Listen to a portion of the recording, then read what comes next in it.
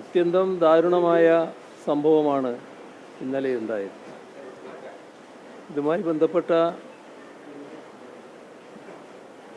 കാര്യങ്ങൾ വിശദമായി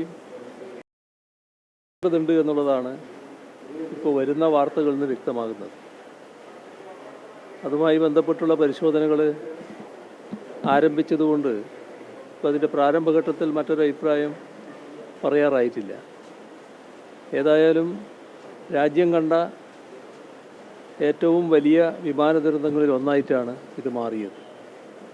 ഇത് എങ്ങനെ സംഭവിച്ചു എന്നത് കണ്ടെത്തി സുരക്ഷ ഒരുക്കുന്നതിനാവശ്യമായ എല്ലാ നടപടികളും സ്വീകരിക്കേണ്ടതായിട്ടുണ്ട്.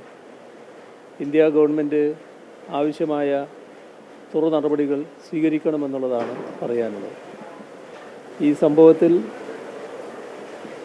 മരണപ്പെട്ട എല്ലാവരുടെയും വേർപാട് അത്യന്തം വേദനാജനകമായിട്ടുള്ളതാണ്. അതിൽ ഇന്നലെ തന്നെ അനുശോചനം രേഖപ്പെടുത്തിയതാണ്. കേരളത്തിൽ നിന്നുള്ള ഒരു സഹോദരിയും ഇതിൽ മരണപ്പെട്ടു. അതിലും അഗാധമായ ദുഃഖവും അനുശോചനവുമാണ് നാടാകെ രേഖപ്പെടുത്തിയിട്ടുള്ളത്. മറ്റു കാര്യങ്ങൾ പിന്നീട് സംസാരിക്കുന്നതായിരിക്കും.